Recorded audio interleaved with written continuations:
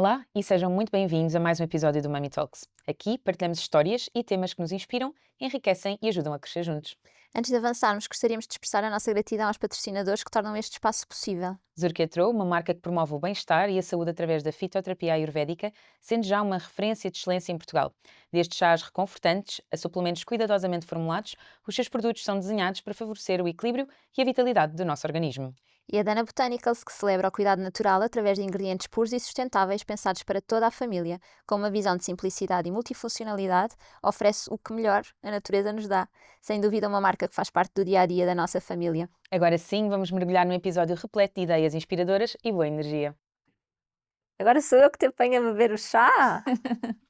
Olá, bem-vindos e bem-vindas a mais um episódio Mummy Talks. Este é o último com convidado este ano, não é? Sim. Oh! Chegou ao fim mais uma temporada. Não me perguntes quantas são. Já me perdi. Mas são várias. Ok. Hoje temos connosco Silvia Coutinho. Eu vou ser sempre muito pouco isenta a falar da Silvia. A Silvia já foi minha terapeuta. Eu continuo a encaminhar 1000 pacientes para a Silvia.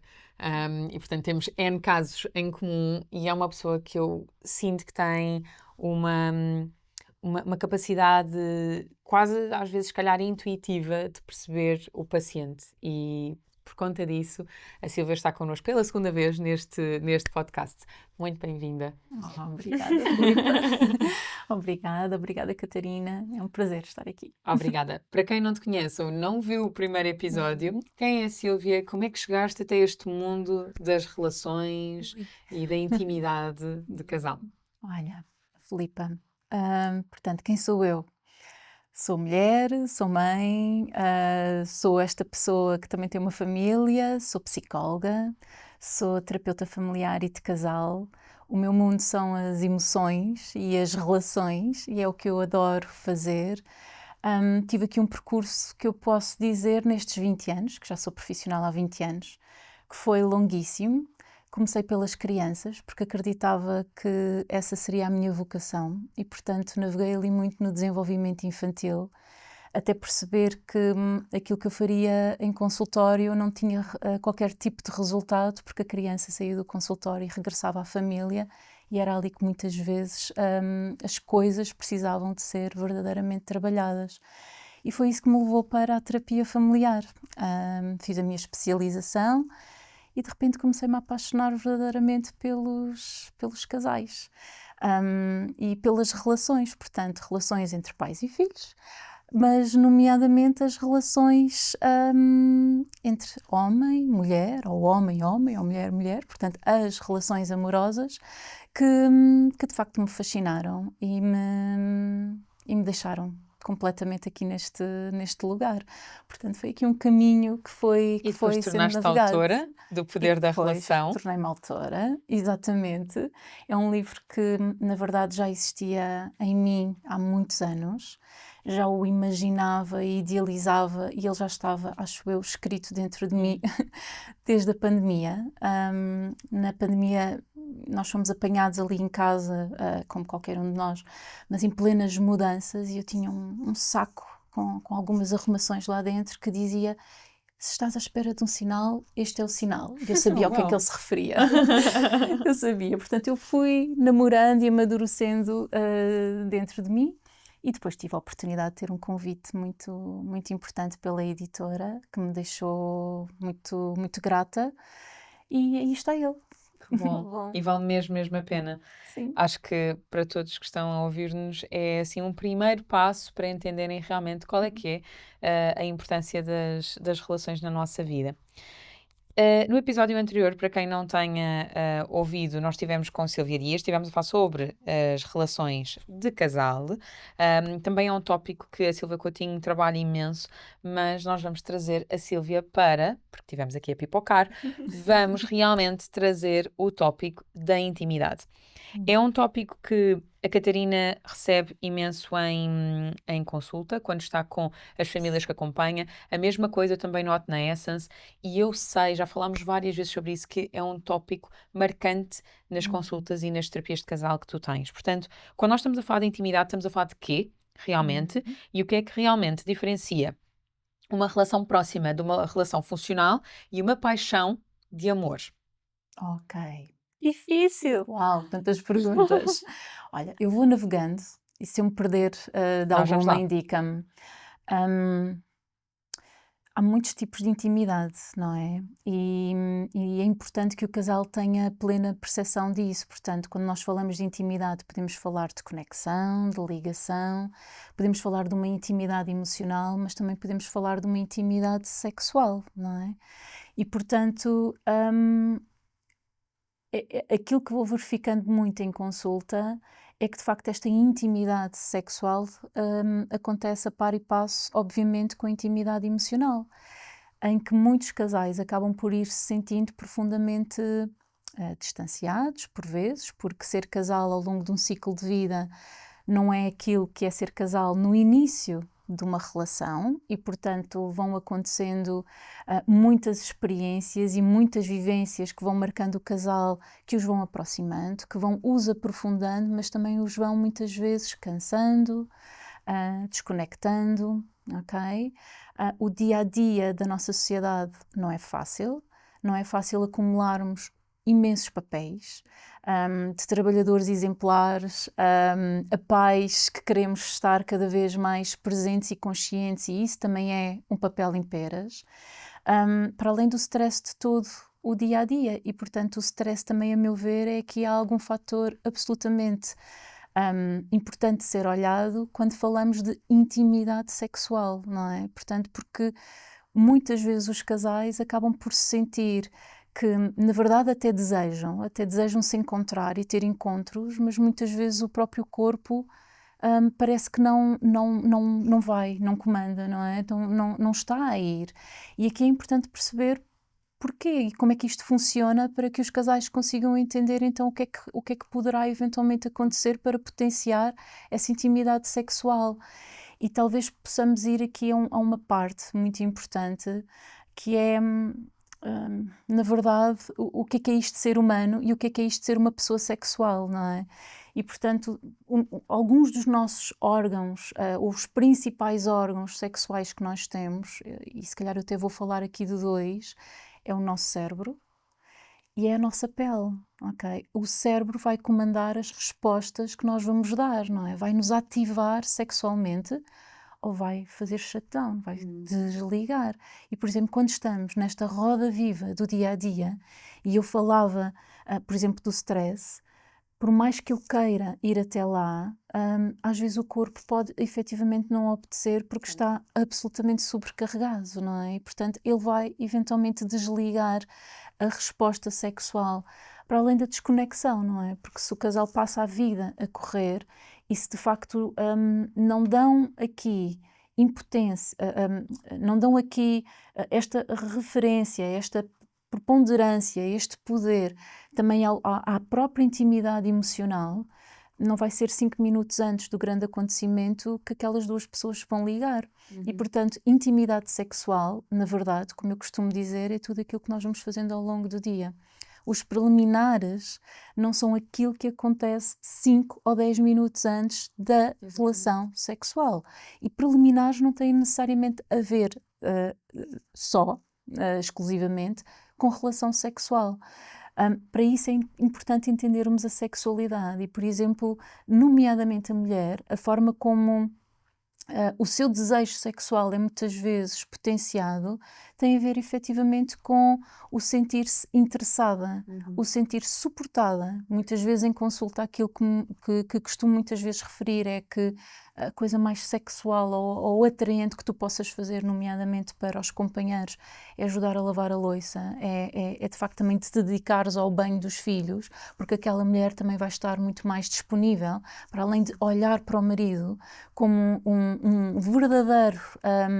verdadeiro parceiro que a acompanha, um homem. E que apoiem atos de serviço. não é? que a apoia, mas também isto, Filipa, não é? É um homem, não é um filho, ok? Eu não vou sentir desejo por um filho, eu vou sentir desejo por um homem. E, portanto, quando este homem ocupa o seu papel de homem e de companheiro, isto é absolutamente atraente. E isto liga automaticamente ao desejo sexual, ok?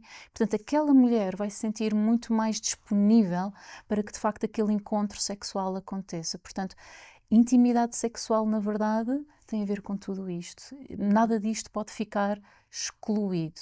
Outro órgão sexual que é extremamente importante é a pele, não é? E, portanto, o toque, os nossos sentidos, o cheiro, não é? E, portanto, se aquele meu companheiro ou a minha companheira não me toca, não me abraça, não me olha, eu nem sequer sinto o cheiro, não é?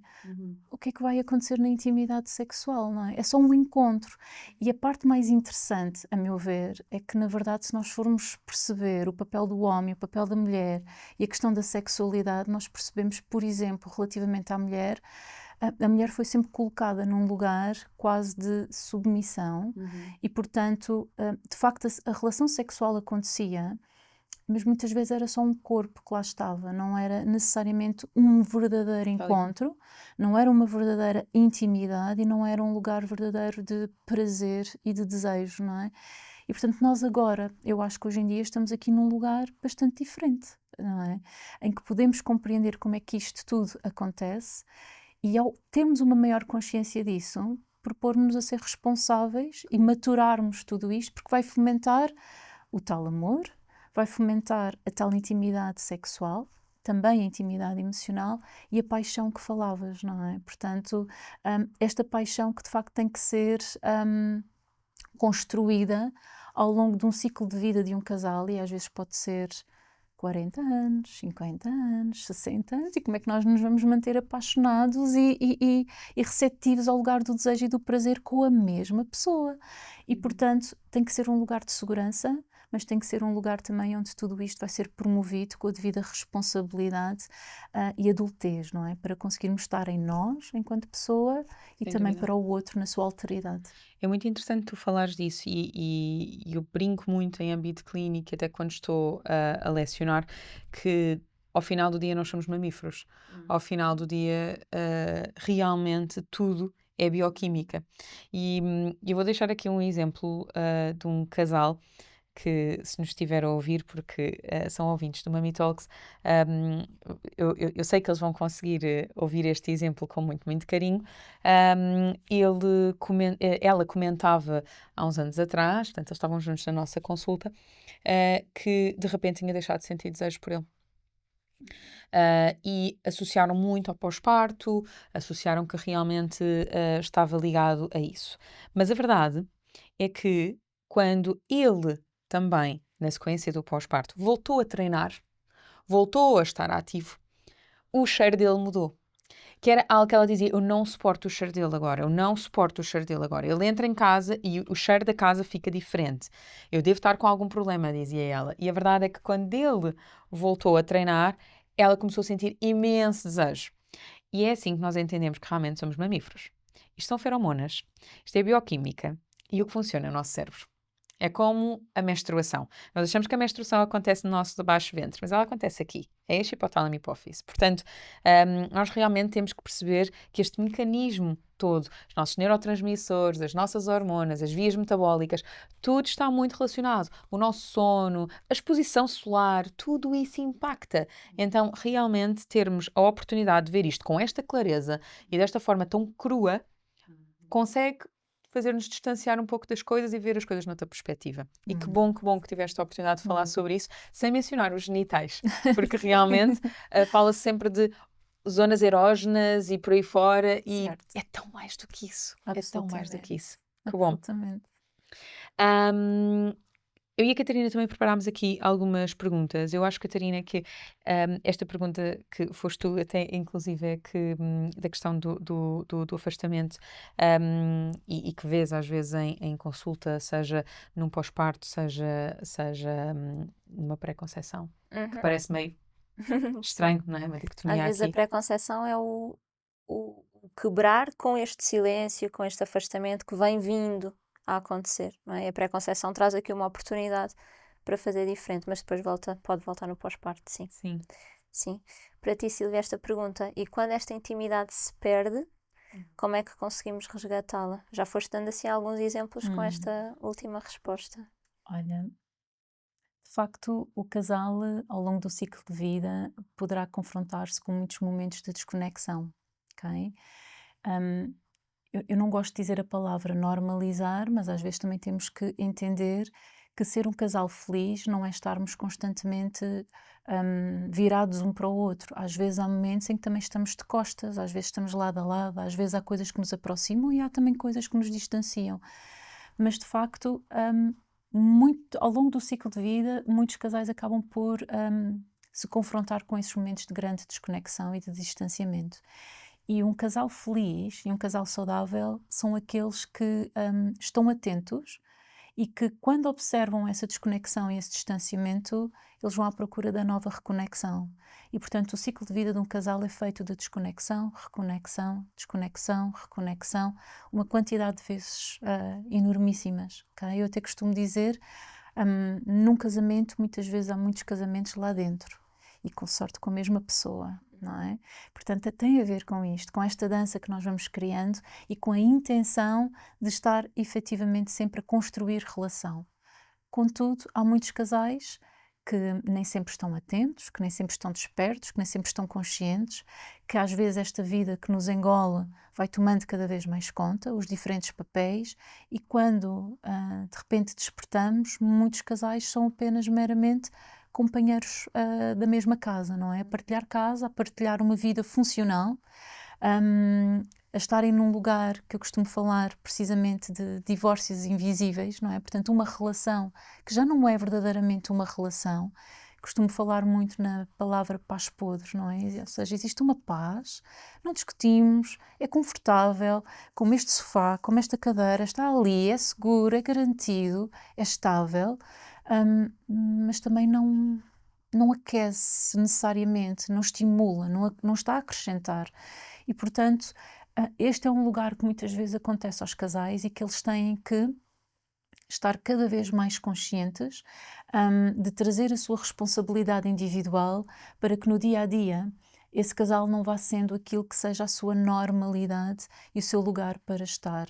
E, portanto, há aqui muitas coisas que os casais podem fazer e nem sempre tem a ver necessariamente com o convidar para sair o outro ou o convidar para ir ao cinema. Isso também é interessante, mas também tem a ver com a própria individualidade. E há bocadinho falavas no tal casal que o rapaz voltou ao ginásio e isto acabou por provocar uma grande atração na mulher, pelo cheiro, não é? Em primeiríssimo lugar, e falaste muito bem, porque as teorias da atração falam muito na questão do cheiro, ok? Como isso de facto nos liga, e motiva, envolve e excita, ok? Mas também, provavelmente, por esta mulher ver novamente este marido como Um homem, homem novamente indivíduo, a cuidar dele. Oh, que Tal e qual. lindo, não é? É muito, Esta muito atento. individualidade e, portanto, isso aproxima, ok? Então, estas duas pessoas têm que continuar a ser pessoas. É tão bom nós podermos ver a relação como um lugar bonito e seguro, no qual é tão bom estar, mas uma relação não é um lugar de fusão. Não é um lugar onde nós desaparecemos e nos abandonamos. E por isso é que é tão importante esta individualidade, mas não uma individualidade desconectada e afastada, porque senão também não temos nós nem conexão nem relação, não é? Portanto, é uma proximidade, distanciamento que nós vamos estar sempre a dançar. O equilíbrio da relação não é uma coisa estática, é uma coisa dinâmica e, portanto, que nós vamos construindo e dançando consecutivamente. Eu, tu, nós, aqui, ali. E, portanto, estarmos constantemente a dominar este lugar e a reconstruí-lo sucessivamente. Portanto, os casais deverão estar, de facto, bastante atentos para que essa reconexão e para que esses distintos lugares possam, de facto, acontecer na sua relação. Claro que pode ser importante esses convites, essa sedução que muitas vezes também se perde. Novamente, somos dois companheiros de quarto, não é? Ou de casa. Já nem sequer nos seduzimos, já nem sequer existem palavras de apreço, de validação, de apreciação, que são obviamente muito importantes. Muitas vezes acaba por só existir espaço para a crítica, para o apontar, tu não fizeste isto e era suposto. Portanto, o casal está ali sempre constantemente a falar do funcional, Uhum. não é? E não daquilo que também é importante ser falado e que muitas vezes o casal evita, não é? Muitas vezes ou porque não sabe ou porque passou a ser desconfortável. E lá mais à frente, noutros ciclos de vida do casal, isto acaba por ser apanhado assim de repente, derrompante, nomeadamente quando os filhos saem de casa e já não são o refúgio do casal, ok? E que de repente temos que nos virar novamente um para o outro e já nem sequer sabemos quem somos, não é? Uhum. Já nem sequer sabemos quase como é que tu te chamas, nem a pessoa na qual tu tornaste. E essa é a parte mais importante, é nós estarmos atentos que somos seres constantemente em evolução e que precisamos de nos ir conhecendo diariamente e para isso temos que formalizar encontros, não é? Sim. Fazer convites, etc. E como é que tu sentes que é possível, assim, deixando 3 dicas práticas, mas também, explicando como é que é possível manter esta intimidade sexual, viva, não é? Quando a rotina, o cansaço, a parentalidade, como tu dizias e muito bem, quando existem responsabilidades excessivas, com às vezes outros familiares, ou no emprego existe cargos de responsabilidade, portanto, coisas que efetivamente já acabam por encher o copo, não é? Como é que se mantém esta intimidade sexual? Porque a componente emocional sabemos que tem essa construção, sabemos que realmente passa por todas as nuances que tu descreveste, a sexual também, mas dicas muito práticas, como é que se resgata isto? Olha, pegando nesta questão, por exemplo, até do stress e do cansaço, nós somos corpo, então nós temos que regressar, se calhar, ao mais básico também. Nós temos que ir ao corpo. E, portanto, se andamos aqui tão enrolados nesta roda viva, como se fôssemos ratinhos sempre a correr, então, em primeiríssimo lugar, nós temos que aprender a parar também e dar-nos tempo de pausa e de descanso, por vezes também de alguma meditação, de encontro interno comigo, para eu me disponibilizar a ir ao encontro do outro. Portanto, em primeiro lugar, ir ao corpo, regular-me para me disponibilizar para ir para o outro. Caso contrário, estou só em mais uma tarefa e outra atividade, não estou lá em presença total. Um, Num outro momento, é também importante perceber que a sexualidade nem sempre tem um papel de espontaneidade. Ou seja, no início da relação, se calhar nós vamos sentir muito essa intimidade como sendo algo que surge espontaneamente. Ao longo de uma relação, nós vamos começar a perceber que o lugar da sexualidade responsiva vai ter que ter aqui um papel importantíssimo. E o que é que isto significa?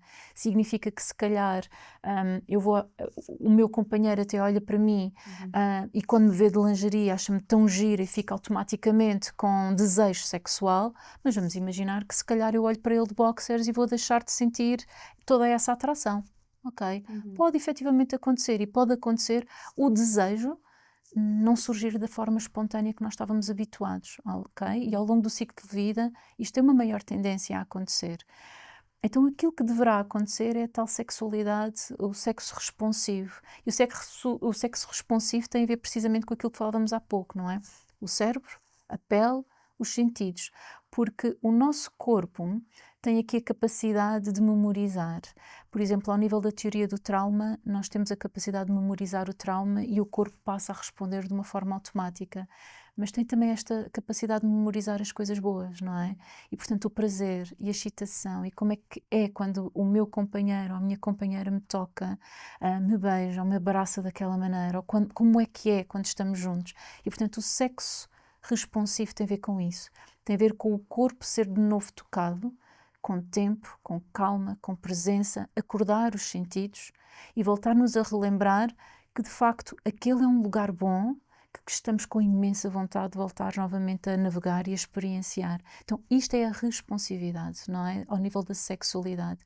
E é algo que eu considero absolutamente fundamental.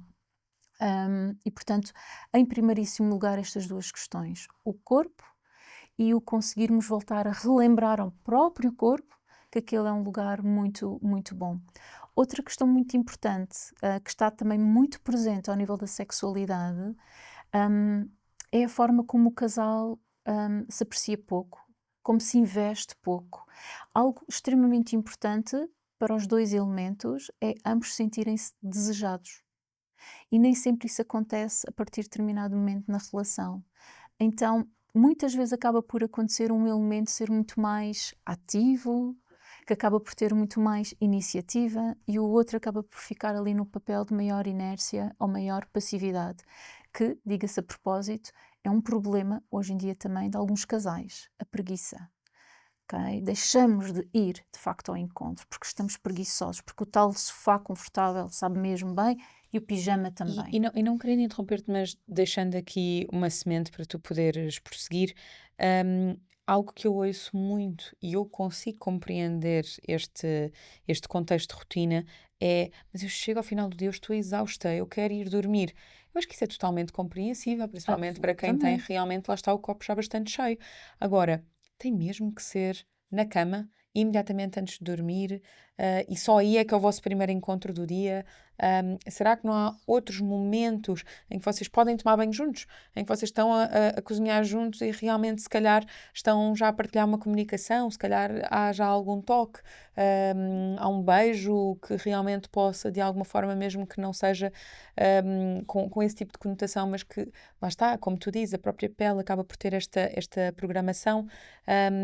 Eu acho que o sair da rotina, e eu sempre ouvi estes dois conselhos de várias autoras, e por favor corrige-me se eu estou a mencionar erradamente, mas o sair da rotina, e o evitar que as relações sejam demasiado longas. Assumir que a pessoa não está com predisposição para demorar demasiado tempo e que aquilo é animalesco pode também ter a sua importância em alguns casais, em algumas fases de vida. Porque a uma determinada altura, e eu já ouvi isso em consultório, do género, meu Deus, mas são 10 da noite, eu vou ficar aqui 1 hora, depois são 11, já vou acordar às 6, e de repente já estamos presos, não é? Na tal roda que tu falas do ratinho. É. E por isso é que temos que regressar ao corpo, não é? E por isso é que temos que rever os nossos momentos de descanso e de pausa e os limites que colocamos também com o mundo externo à nossa volta. E para isso o casal tem que conseguir reequilibrar tudo isto. A rotina que tu falas é extremamente importante, porque é o tal lugar de sermos companheiros da mesma casa, num lugar de familiaridade, em que de facto é tudo já completamente conhecido, em que não há novidade, e a novidade alimenta os sentidos, ok? A segurança é vital, a segurança emocional é aquilo que também nos possibilita de ir àquele encontro de uma maneira muito mais conectada, mas por outro lado eu preciso de continuar a alimentar esses sentidos. Portanto, obviamente que sim, eu tenho que quebrar a rotina, eu tenho que me conseguir continuar a conectar com aquela pessoa de uma maneira que seja boa, que seja leve. Podemos fazer atividades em conjunto e tentar colocar ao longo do dia, podemos ir jogar ténis, podemos ir jogar pádel, alguma coisa que os casais acabam por se esquecer, e nós estamos aqui as três muito reflexivas e a pensar nisto com muita seriedade, e os casais também o fazem, e acabamos por esquecer de trazer a leveza, ok? E aquilo que conecta desde sempre o ser humano é a brincadeira e é o riso. E esquecemos a dado momento de brincar, esquecemos-nos de divertir. E, portanto, atividades ou momentos que os casais possam ter em conjunto, em que se possam divertir, em que possam ser leves, em não estar só embrulhados nesta rotina do dia a dia, vai fazer com que aqueles dois elementos se aproximem, não é? Portanto, e que se vejam novamente de uma outra maneira, ok? Porque aquela pessoa faz-me rir, porque aquela pessoa faz-me bem, então eu vou sentir novamente admiração, interesse, desejo, e portanto isto liga-me. Portanto, estas atividades são extremamente importantes, sim. Sim. Por outro lado, só aqui continuando, esta questão aqui do desejo e do sermos desejados é tão importante, porque de facto muitas vezes acaba por ser criado o desequilíbrio, não é? O marido que tem sempre a iniciativa e a companheira que se escuda à iniciativa e que não está disponível.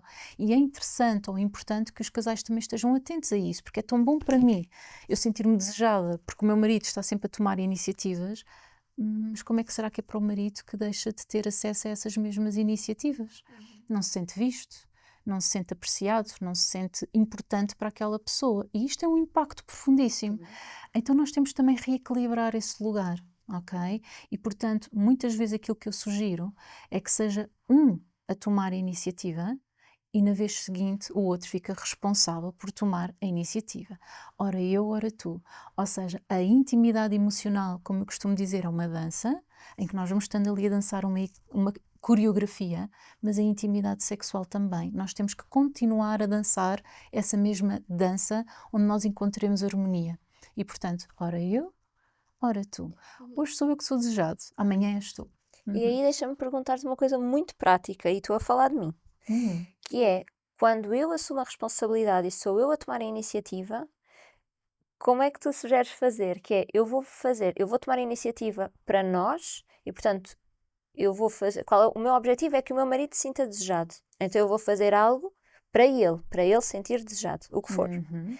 Ou, Com coisas que eu te sugiro que tu saibas que o fazem sentir desejado. sim. Não com as coisas que tu imaginas que o É fazem porque sentir eu acho que desejado. o que leva, e também do que observo em outros casais, o que leva muitas vezes a esta gato-rato é que, então vá, eu vou tomar a iniciativa. Para mim já é um esforço, porque estou em pós-parto ou porque o que seja. Já é um esforço. Portanto, eu vou tomar a iniciativa para aquilo que eu preciso. Então, por exemplo, eu vou tomar a iniciativa para pôr uma vela acesa e para pôr óleo de massagem e dizer, pronto, eu tomei a iniciativa, agora massagem-me, que é para depois eu chegar lá.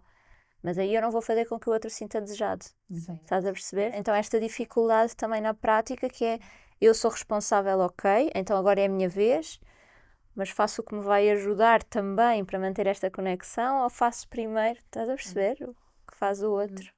É importante que exista essa responsabilidade de ir a esse lugar, mas mais do que ser como uma tarefa, ser como um lugar onde eu me vou encontrar com qualquer coisa, não é? E, portanto, o objetivo é a conexão, e é o desejo, e é o prazer. Não é eu indicar, eu fiz e agora é a tua vez de fazer, não é? Portanto, aí faltou aquilo que era de facto o essencial, não é? Por mais que eu tenha feito, não consegui provocar absolutamente nada, só cumpri com uma tarefa da mesma forma que seria lavar a louça, Sim, não é? Exatamente, e o objetivo não é esse. Quando eu te estava a indicar, Catarina, que é importante que tu possas de facto ir a esse encontro e que procures promover essa iniciativa e essa conexão, e pode ser importante que tu vás no intuito de perceber o que é que provoca esse desejo, o que é que provoca essa conexão ao outro, falta aqui de uma coisa muito específica, que é o casal tem que aprender a comunicar muito mais, e a comunicação sobre a sexualidade é absolutamente fundamental. Casais que falam mais de sexo, à partida têm melhor sexo. E, portanto, eu não vou ficar apenas na minha mente do que é, o que é que acho, Tentar imagino que é adivinhar. prazeroso, não é? Eu vou procurar perceber o que é que te ativa, o que Eu é que te acho que isso liga. por si só já é estimulante. Completamente. Absolutamente. Não é? E uma das coisas, embora nós estejamos a viver numa era de excesso de pornografia, uma das coisas que normalmente é bastante aconselhado, até para as mulheres, ou melhor dizendo, principalmente para as mulheres, porque nós ficamos muito nos vislumbres e no que é que idealizamos, e portanto Fantasia. há uma grande fantasia por trás de um caráter muito animalesco. hum, São as leituras eróticas. E as leituras eróticas levam realmente a uma estimulação tal que efetivamente pode favorecer uma concretização. Então, quando estivermos com o nosso parceiro, se existir, na minha ótica, essa ligação, essa intimidade emocional, não é? Porque aquilo que estás a falar é uma coisa essencial. Estivemos a falar de intimidade emocional, estivemos a falar de intimidade sexual, e falta-nos chegar a esse ponto, e esse ponto tem a ver com o erotismo. E, portanto, o erotismo, nós costumamos dizer que é o coração, a poesia da sexualidade. E, portanto, é aquilo que torna vivo. E o erotismo, por vezes, em nada tem a ver, novamente, com sexualidade. É algo que me deixa no lugar de vitalidade, de entusiasmo. O que é que me faz vibrar? O que é que me faz sentir? E isso sim, os casais não podem deixar morrer, ok? Portanto, quando o casal conversa sobre o que é que te liga, o que é que te ativa, o que é que tu fantasias, e que podem ser concretizadas ou não, ok? Mas só o falar, o conseguirem explorar, o conseguirem conhecer-se um ao outro nesse sentido, pode ser absolutamente erótico e exponenciar o desejo daquele casal. E eu acho que o facto de isso abrir espaço para cada pessoa se sentir sedutor também é muito importante, porque há muitos momentos, tanto da vida de um homem quanto de uma mulher, que eles não se sentem no seu melhor, seja psicologicamente, emocionalmente, espiritualmente, fisicamente, eles podem não se sentir sedutores, mas é importante que realmente almejem ser a sua melhor versão dentro daquilo que são as possibilidades que estão em seu redor e que produzam também essa sensualidade para si. Ou seja, não estamos a falar necessariamente de ter que vestir uma lingerie, que eu acho que isso é sempre o clichê que se coloca, embora possa funcionar para muitos casais. Mas para outros não funciona. Mas o quanto se podem sentir sedutores em muitos outros momentos, mesmo do dia a dia, e o quanto o outro possa estar atento para revelar, seja verbalmente, seja através do toque, Um olhar. de um olhar, um sorriso, do género, eu notei, estás ótima, não é? E dar a Ahm, conhecer. e dar a conhecer. E aqui acho que cai muito, muito bem o sentido do humor, como tu dizias, porque o brincar, o rir, estas brincadeirazinhas que, mesmo que um casal esteja fora da intimidade há muito tempo, no início pode ser constrangedor, o que estás a tentar fazer? Mas a uma determinada altura Traz vem o riso cumplicidade. e vai trazer cumplicidade. E então eu acho que é isso que verdadeiramente falta. Nós estamos num loop tão, tão grande, com tudo na vida, não é apenas dentro de casa, que ou nós começamos a romper o que tem que ser rompido e outra vez então a costurarmos, se quisermos reconstruir isso, ou então simplesmente vamos estar atrás de outras relações e de outros empregos e de outras amizades e de outros hábitos à espera de encontrar fora de nós aquilo que realmente sempre tivemos oportunidade de encontrar. É muito interessante o que tu estás a dizer e vão-se abrindo aqui muitas janelinhas dentro de mim que me fazem pensar em tanta coisa. Em primeiro lugar, o casal, se calhar, seria extremamente interessante poder falar precisamente disso mesmo, não é? O que é erótico para ti? E isso é interessante porque a intimidade sexual, a sexualidade, o erotismo têm significados diferentes para todos nós. Então seria interessante perceber para a minha pessoa parceira o que é erótico para ela. O que é isto? E há bocadinho, quando falavas novamente naquele casal em que ela de repente vê ele a ir para o ginásio, se calhar aquilo que é erótico para ela pode ser vê-lo a ser pessoa, mas pode ser aquele corpo musculado que chega ao pé de mim, ou Pode ser a então transpiração, a pode ser, não é? transpiração, o corpo molhado quando chega ao pé de mim. Portanto, isto pode ser Tem de se ver quais são os erótico. triggers, exatamente. Eu tenho que perceber quais são e a outra pessoa tem que perceber quais são, senão como é que nós vamos provocar isso? Como é que nós vamos trazer efetivamente isso? Outra questão interessante é que aqui há algumas décadas atrás achava-se que existiam dois eróticos, o erótico feminino e o erótico masculino, ou seja, que homens e mulheres tinham lentes diferentes acerca do que era erótico, e isso tem-se perdido ao longo do tempo. Okay? Já está muito mais misturado, digamos assim, já não se vêem diferenças. Aquilo que pode ser importante é apenas isso, não é? Que é o que é erótico para ti, o que é que te ativa, o que é que te liga, o que é que te traz, o que é que te dá vontade de estar aqui. No fundo, é algo de interessante, porque o tal órgão sexual grande que nós temos dentro de nós, que é o cérebro, funciona de uma maneira muito curiosa, que é como se fosse um carro que tem dois pedais. E, portanto, tem o pedal do acelerador, que é tudo aquilo que excita, tudo aquilo que liga, tudo aquilo que me coloca na resposta da ativação sexual. E, novamente, tem a ver com tudo isto que estamos a falar. E depois tem a ver com o pedal do travão, que é tudo aquilo que desliga. E isto também é importante conhecer, porque para umas pessoas o tal cheiro da transpiração pode ser algo, ui, e para outras pode ser, não, nem pensar. Ou então pode ser o stress, ou então pode ser o cansaço, ou então pode ser os miúdos no quarto ao lado que vão ouvir tudo e estou em alerta, não estou descansada. Ou pode ser os meus traumas, ou pode ser as minhas crenças, porque depois trazemos isso tudo na bagagem, não é? Sim. E a sexualidade tem muito a ver com a relação que estabelecemos connosco, e há bocadinho falavas disso também, não é? A nossa autoestima, porque o nosso corpo está ali implicado, e portanto se eu não me sinto também confiante com o meu corpo, como é que eu vou permitir o meu corpo ser tocado e ser visto, não é? Eu vou se calhar estar muito mais encolhida, desconfortável com esse momento, e isso pode implicar, de facto, na forma como nos entregamos, porque sexualidade é entrega, não é? Sem dúvida. Assim, em modo fecho, se tivesses que deixar uma mensagem, uma frase-chave, algo que realmente expandisse esta intimidade, e este erotismo, e toque nesses dois pontos, porque realmente são os que eu sinto que ainda são tabu.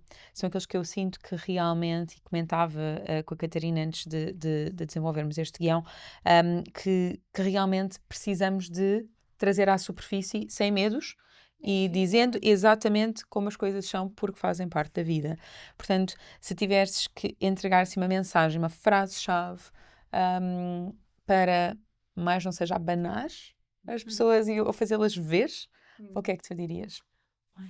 Estou-me a sentir um bocadinho pressionada. Se eu tivesse mais tempo, se calhar pensaria numa coisa muito mais de Xanã. Mas, em primeiro lugar, talvez conhece-te a ti mesmo para depois conheceres o outro.